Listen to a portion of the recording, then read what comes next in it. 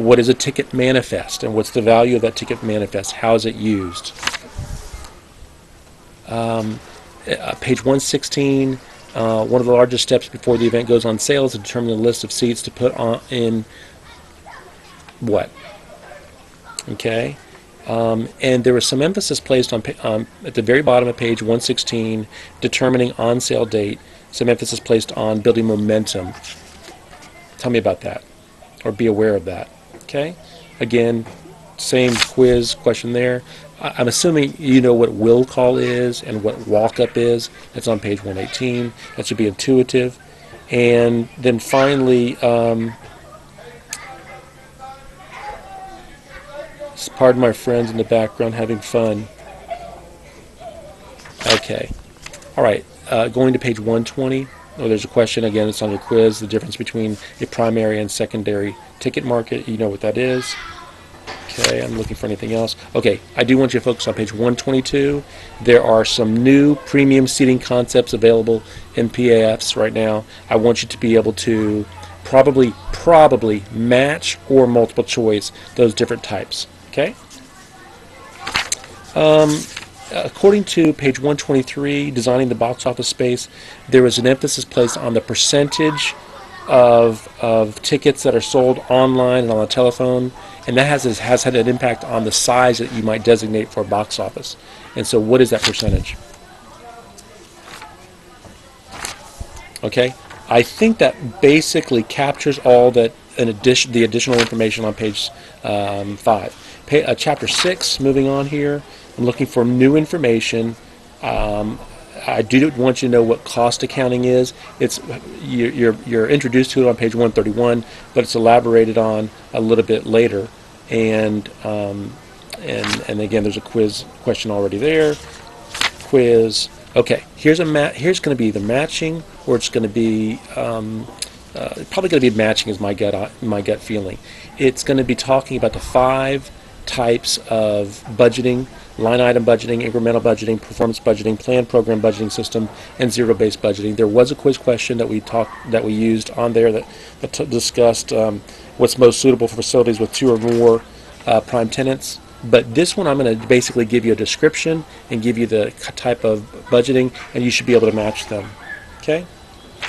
All right. And then again, I'm looking for new information here. Page 138. Page 138, some overhead costs are considered fixed and variable. Fixed, some are variable and some are mixed. Can you give me examples of variable, fixed, or mixed, or semi-variable costs? Okay, top of that page, 138.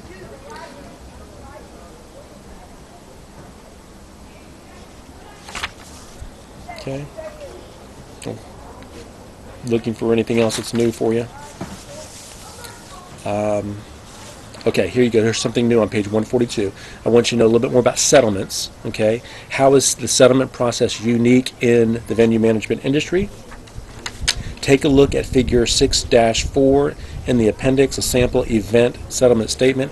We camped out there, haha. We camped out on the settlement statement there, and I described some things to you and how to read one. I want you to be able to do the same thing. If I were to ask you, if I were to give you a number of figures, what would be the net income at the very bottom, and who's it get paid to? Okay. All right.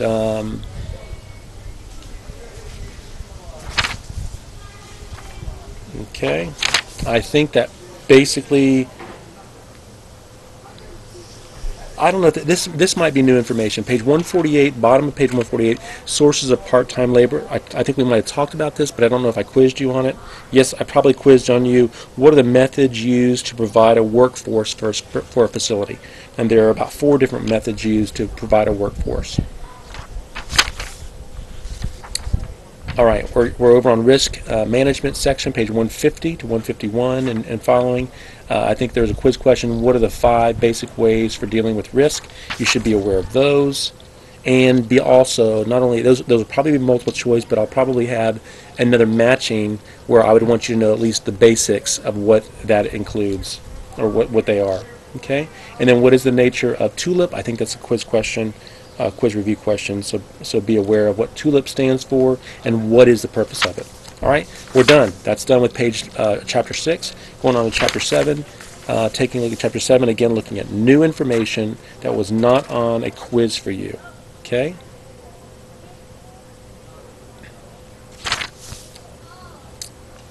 Okay.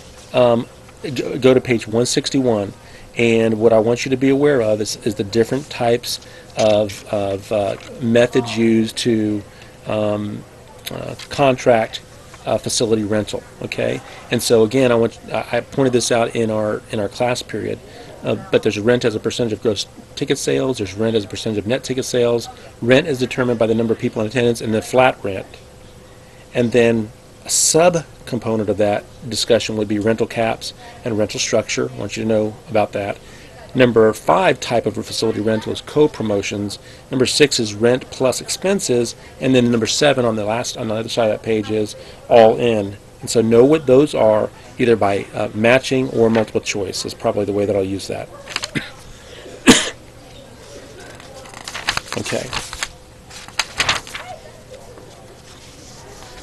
All right, now listen, I provided a very detailed PowerPoint presentation on event and ancillary revenues.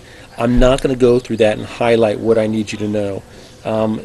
There's just some good information that summarizes this chapter pretty well, and so you need to probably, and by the way, it's posted up on Blackboard right now. If you go to it, you'll see that under the Chapter 7 quiz review sheet, there's also the PowerPoint that we discussed that you probably got copies of in class. But you'll want to go through that because it's a really good summary of this chapter and be aware of the key concepts. And I'm not going to be very specific in this because I put some emphasis on that in our discussion in class. Okay? And that should cover most of the information for your quiz for your questions related to Chapter 7. Okay. If I didn't highlight this, I do want you to be aware of page 179, the types of merchandising contracts, the flat rate, the per person, the percentage of sales fee on page 179, and then I want you to also be aware of there is 1 or 2 approaches. Know the benefits or values of each of those approaches. Okay. It's in the paragraph that just follows that section. Okay. All right, I think that kind of captures this. I'm done with that chapter. So again, look at your quiz review sheet on that and the quiz questions that we had. You would also take a look at the PowerPoint, an exhaustive and detailed PowerPoint that I provided for you. And then number 3, those few items that I highlighted here. All right, listen, we're coming close. We're Chapter 8 now. Chapter 8, and I'm going to, no, I'm not going to pause. I'm just going to go, I'm going to drive on, okay? On the event management side, know what a promoter packet is. Again, that was probably a quiz review question. Know what a production writer is. They also might refer to it as a contract writer on page 195. It's discussed. And again, you're being introduced to the BEO. You know what that is. Remember, we did a case study on these events, I believe, and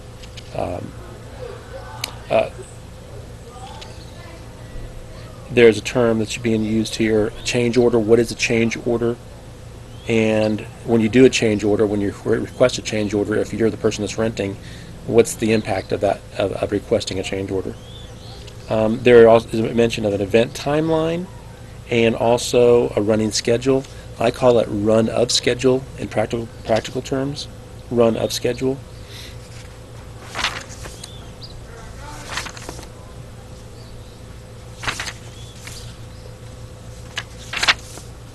Okay. Again, I provided you several questions from this chapter already. Yeah, there's a little bit of repeat on risk management there.